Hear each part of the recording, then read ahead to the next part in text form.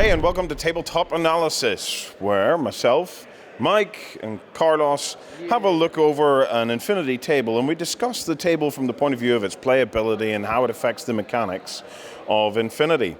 So here we have a table. Now this one is just awesome, guys. You know, the look of this table is amazing. It's a table made of stuff from Bandua. It has like a Maglev train.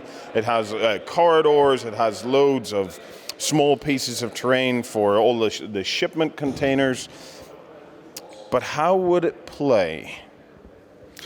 Okay, first of all, this Bandua table has a unique piece of terrain in the middle of the table, which is obviously the train, the Maglev train.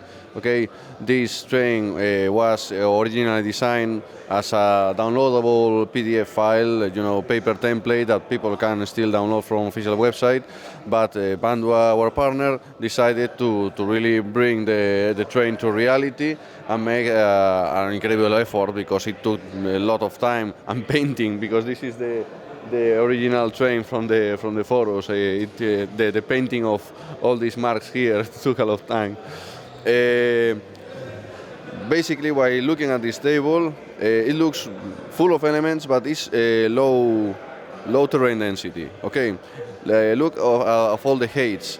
Attack will be is higher than most of these barriers. So attack will have a hard time if the figure is looking for total cover. But anyway, attack never looks for total cover. Attack is looking to see everybody else. I particularly like, I have to say that I like these containers. These are not flat containers like the most normal ones. They have this rounded shape here. I find this design very interesting. I mean, it's something new. I like these containers very much. So, Mike, what is this? Does this table represent any kind of a balance? Because it seems to me, if you put a sniper on this bridge anywhere, everything's dead.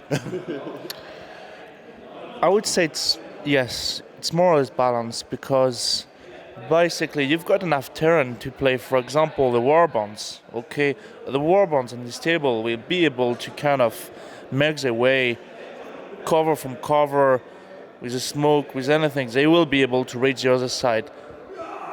And the sniper will also be able to play the game.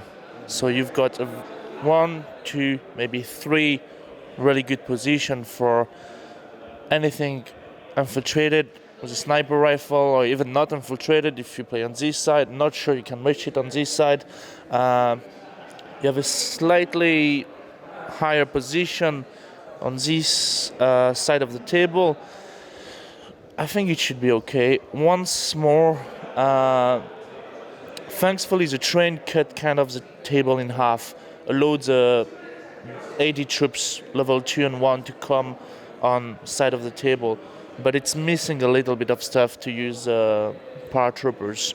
And I think even the tags have plenty of covers, because, well, in Infinity, if you're not in cover, you might die quickly. But no, I think this table is quite good. You got a good amount of small terrain, some big, not too much. You could think, that would be a weak point, but actually it's not. You've got a big turn here, you block a lot of line of sight from one side. You've got a lot of small terrain here, you block a lot of line of sight as well. I think overall it's well balanced. So, I want to ask a couple of questions about deployment, okay? This tower, for example, right? It looks like an awesome position for a sniper. Are you allowed to deploy a sniper in there? If you have yes, you can. Yeah. If it is beyond your deployment zone, there are troops with infiltration. So you are allowed to deploy over the terrain. There's no limitation for that. No, I would assume tactically, though, once you deploy a sniper, you don't really want to move him very much during the game. No, usually snipers are standing. I mean, giving snipers usually are in the same place, dominating the table. They create a lot of influence, they dissuade the other player from maneuvers. And because they usually are in towers and stuff, you won't move that guy unless that troop has climbing plus, for example, because the last 6 are very good snipers, but having climbing plus allows the player to, well, maybe I can slide down from this tower and climb another tower. It's an unlikely, unless the new position will be incredible, you won't do that, okay? Because, yes, they're mostly static figures, and you put also support troops, doctors next to them, because they decide, they create an area of danger zone for the enemy, and that is part of a crucial part of the game. Mike, now...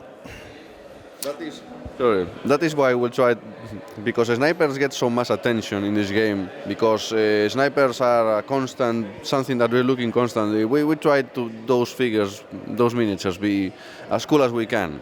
I remember that we have recently resculpted the intruder with a sniper rifle, because it's a miniature that is so decisive in battle. It's so important. It's a focus point, so obvious, that we have an old one, and it was becoming old. Okay, and I mean, this figure is so important that we have to make a very cool miniature. I mean, you spend the whole battle looking at the guy. It has to be an awesome miniature.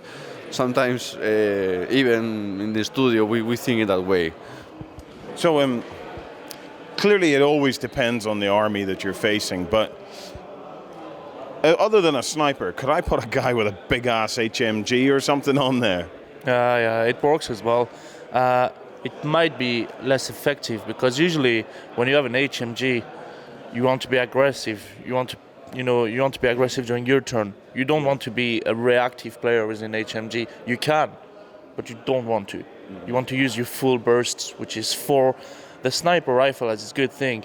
You shot once, and with a special ammunition called double action, which means if you hit, it makes 2 armor save, or you can shoot in AP, which means you halve the armor by 2, you round up. But you can also put an HMG. There is a downside here, okay? If you put a model here, and you have no skill, climb plus, super jump, something, it's gonna stay here the whole game, okay? And on some point, for example, here, okay, there's no way you're gonna put a doctor or a palbot next to it, okay, because you have no cover. The palbot is just, or any wee drones that the engineer or doctor use, is not going to get any cover if he's around the sniper here.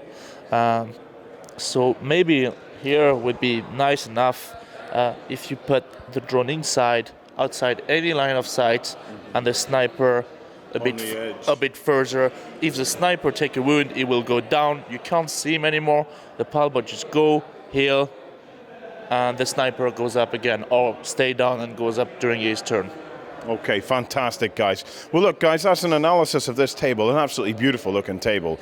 I love also from the practicality point of view that all this stuff could be picked up and put away. There's nothing massive for you to store on your shelves. So if you have any queries, questions, or comments about this table and how you would approach gameplay on it, make sure and post them below. And other than that, we will see you in the next episode of the Infinity Table Analysis.